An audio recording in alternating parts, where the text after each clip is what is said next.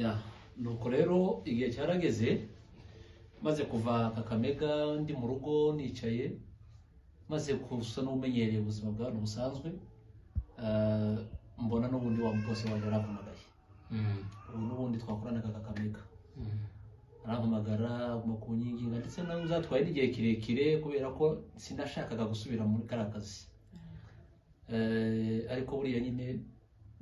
niko karakazi kanje nyine ntabwo nabivuga ubwo ngerageza kumwakanira namubwira ati akazi nibandeke maze nkareke nuno nikorera ibyanje bigatwara nk'amezi nk'atatu nkabona arampamagaye nkasa kumwakanira bikabwira gatwara ikindi gihe akampamagara yegeragera ndavuga ati reka ngende subire mu kazi kuko rubone ntari bijyanje nawe twakoranaga neza nta kibazo icyo gihe subirayo noneho arambwira kubera ko nari mfite impungenge kandi suko asubiza iriya kure za Kakamega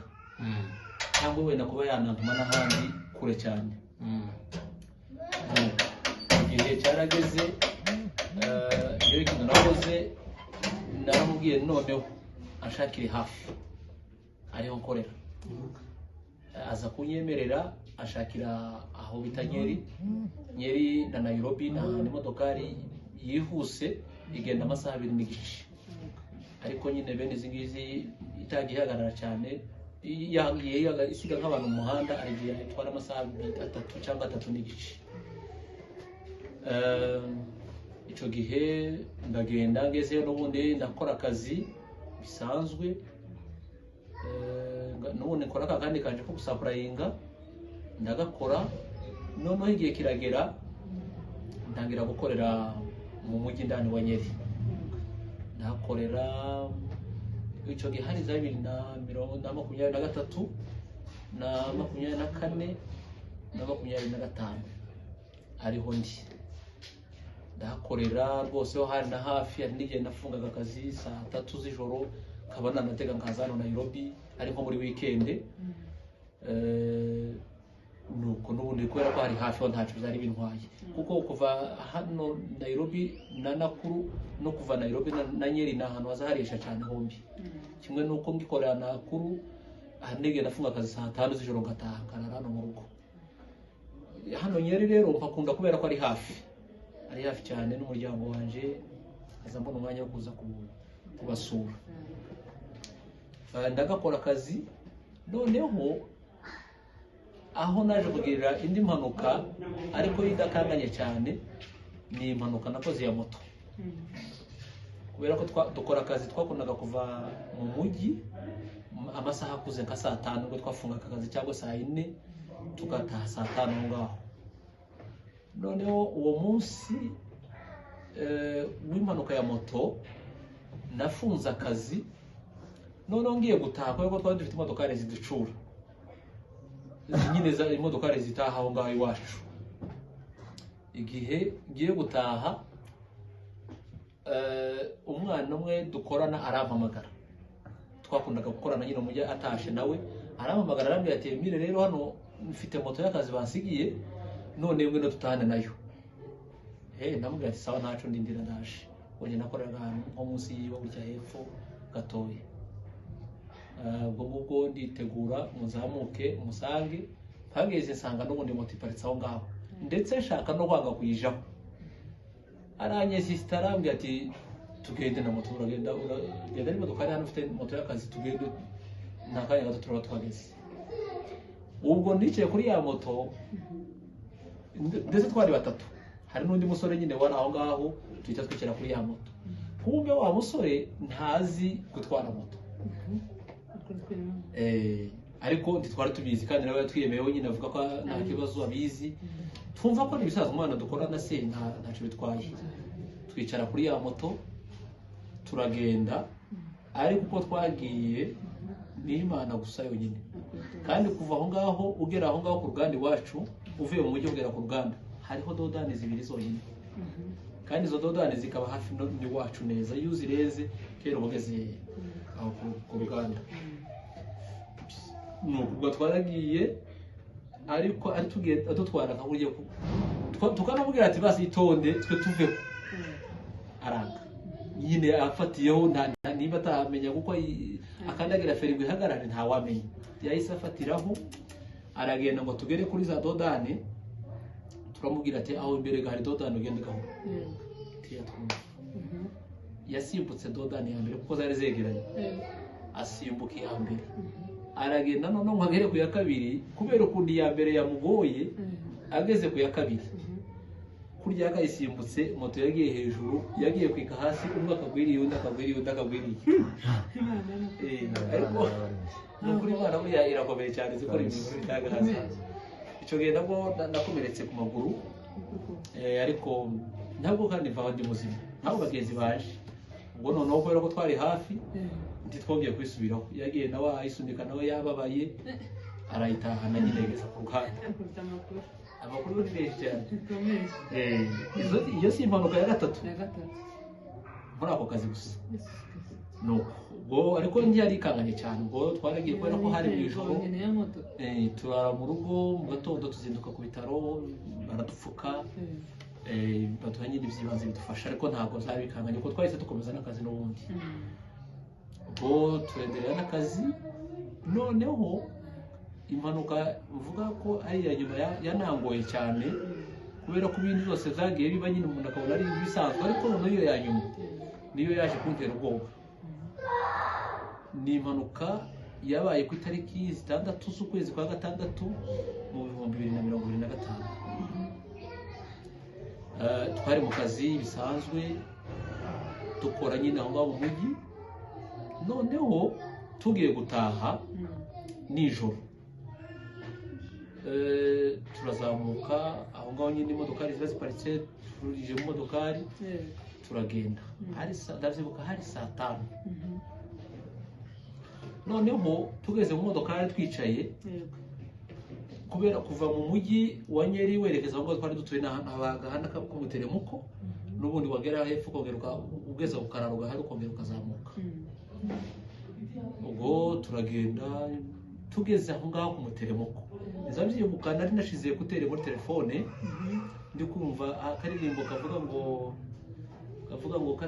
karirimbo kira korali yitwa Shadai yo mu Rwanda. Hari akaririmbo kavuga ngo wakinze yamarembo Yesu arakoze. Nibwo kari gasohotse, ni n'umuhungu uri muri Canada ro akanyoherereje. Ndi muri nishize kutere mu matwi mpanga nagategera. Ubwo tugeze muri uwo muteremuko, haza imodokari itwawe n'umuntu wasinze, ituruka noneho iriya turi kugana nayo hari ije mu mujyi. Ubwo twari turenze gutya kiraro, ndetse twageze n'amahirwe yaza kutugongera ku kiraro, iyo modoka yacu wenda baraguye mu rworozi kandi hari ahantu habi cyane. Ico gihe nari nicaye hano ku ntebe y'umushoferi, nicaye inyuma y'umushoferi kwidirisha nyine bibanza. Noneho uko turi kugenda gutyo mu muhanda ahamanuka, ya modoka nayo iturutse hariya ihita igonga kuri rwa ruhande nari ndimo. Numvise gusa ari nk'inkuba zikubise, sinomenya ngo zageze gute. Urumva ndifite gutera ko numva turirimbo, abantu bavugije induru sinabumva, numva gusa nk'inkuba ko zikubita.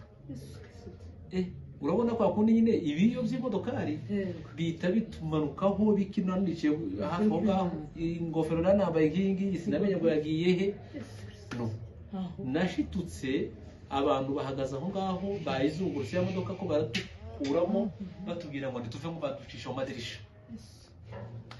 Aho muri hejuru y'ikiraro, aho twarenze ikiraro gato, ariko nyine ni hafi n'ikiraro. Ubwo ya modoka yatugonze nayo iraho, nyirayo ni muzima ariko ntahari nawe afite. Ibaze ko imodoka yagonze amapine akavamo. Iyo modoka yatugonze amapine avamo, yacu gayo yama yangira bikomeye cyane, uburyo ndetse bari bageze impamvu yiko ishobora gusha. Urabona ukuntu hari ukuntu umwotsi ucumbamo indani, ubwo bazadukuramo n'ubundi kera bamwe batangiye kwera kutabasha guhumeka. Nuko hari bamwe bakomere bavunitse. Ico gihe icyandanteye ubwoba, hari abagabo babiri bacitse amaguru muri iyo modokari. Aracika neza iyo bari iyo bagonze, iyo ngiyo twari turimo, kubera ko twari benshi, hari abacitse amaguru. Ariko ubwo nabwo kandi mvamo ndi muzima. nababaye gusa hano urutugu kubera ko nyine nagonze ku ruhande nari ndimo mbabara no ku maguru kubera nagongesheje kuri ya ntebe ya shoferi ariko mva mu ndi muzima ubwo kandi baducishije nyine amadirisha kugira nyine ngo badusove kubera ko babonaga ko ishobora gusha kubera ukuntu yari yacumzemo umugotsi cyane kandi yari yagonzwe nabi pe ubwo twarasohotse tubagarara hanze abantu nyine ukabona baraje baragushungere barakubaza uruvu umeze gute hahise haza ambulance 3 ntawamenya ahantu zavuye ziraza ziraparikaho ifite n'amafoto yazo nabaze zifotora nyine aho ngaho nubwo hari mu ijoro ziraparikaho bakaza ukabona gusa bafasha umuntu ngo bakamujugunya mu modoka hari ambulance ikabiragiye bagafata abandi hari n'ubu sigara ndi muzima mpagaze gusa nyine n'ipantaro ntabwo yari yacitse ariko ikintu gusa nakoze nagerageje guhamagara umuvandimwe ntiyafata telefone kubera ko nyine amasaha yari akuze mpamagara manager wacu mumubwira ko twakoze impanuka nawe ikintu yakoze yarambwiye ati none mumeze muteye mira ati turi aho ngaho ndanamushimira cyane buriya yakoze ikintu cy'abagabo cyane arambwira ngo reka ngo anyoherereze moto ize kumfata ndamubwira ati oya nushaka kwireke twabonye imodokari hano ko hari abantu nyine bari baje gufata ababo twari turi mu modokari baradutwara nyine twese turataha ubwo nabwo iyo mpanuka nyivamo ariko niyo mpanuka yanteye ubwoba niyo mpanuka yanteye ubwoba ku buryo niyo nayitekereje niyo ndebye n'ifoto yayo izo modokari ukuntu zabaye ibyo bintu bintera ubwoba cyane ubwo twaragiye tena tuja kwivuza nyine dufata imiti y'ibanze badupfuka ibintu ngibyo bigenda neza nanone mvamo ndi muzima habaye gusa ku maguru ariko ndi muzima kugeza ayo niyo mashimwe ngendana niyo mashimwe naje kubwira bano bantu bakurikiye nabo bumve ko Imana ishoboye zose nta Imana itagukura nta Imana itakurindira nta nayo itakugeza urayizeye gusa Imana yagufasha mu byo ukeneye kugeraho zose ubwo nubwo buhamya numva nashaka kubaganiriza uyu munsi. Arakoze cyane umutumirwa wacu by'umwihariko abantu badukurikirana rwose twababwiye ko tubazanira ibintu byiza ndetse tubazanira ubuhamya bwiza muriyumviye mwenyine buriya nta Imana itogukura kandi umunsi wawe utaragera tukagira ubwoba bw'ubuzima ngo hari cyo ushobora kuba. Rero turamushimiye cyane umutumirwa wacu Imana igumugisha kandi dushima n'Imana yakurinze nukuvuga ngo Imana yagusimbukije impfu nishi iz'abantu batekereza ko utozivamo ariko kubera ko Imana ikikurinze ikigufiteho umugambi uko hari ibintu bikomeye gikora hari ibintu bikomeye uyikora. Rero turagushimiye cyane reka dusubize muvandimwe Nkurunziza ijambo. Imana mu ijuru ihabwa icubahiro.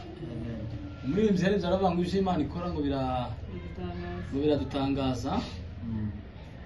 Imana igirira inzira ibihumbi zo kugira ngo ibashe kugira neza. Umuvandimwe aduhaye ubuhamya ibyo Imana abasha kumukorera yarakoze impanuka 4 zigaragara tiyapfa uyu munsi ni muzima karatanga ubuhamya. Iyo ni imirimo y'amaboko y'Imana. Abavandimwe nkuko twababwiye ko tuzabazanira abantu b'ingenzi abantu bazababwira amakuru meza bazabasha kubarema imitima kubyo Imana yabashe kubakorera. Rero nta kindi twakora uretse gusa gushima Imana. Nawe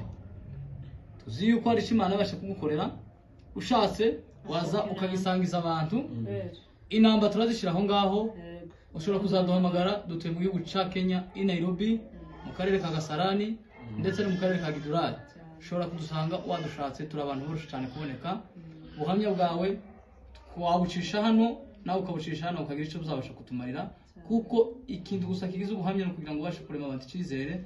ku bibazo bafite bitandukanye. Rero murakoze cyane reka dusabe mwene data nawe Utoto Mihanda TV kugira ngo nawe agire icyo avuga Imana mu ijuru bamugisha. Yego arakoze mvuga umuntu uze batumirwa wacu arakoze ku kiganiro cyiza washe kutugezaho message nziza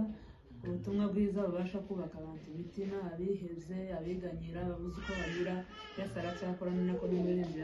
yaririnze aravuga n'ibindi mukomere mugire ibyiringiro kuko imana iriho ku bwacu ikurinda impanuka ziteye ubwoba urumva izo yaciyemo n'ibintu bikomeye impanuka zigera kuri 4 imodoka imuhusha za moto agera kuri aho abantu bibwira ngo birarangiye ariko imana ikamuramira wagize neza kuza kudusangiza ubu butumwa ababwumva mubashe kuremeka imitima kuko imana igira neza murakoze sawa murakoze cyane bye bye turabakunda amaro y'Imana akomeza bene namwe naho uta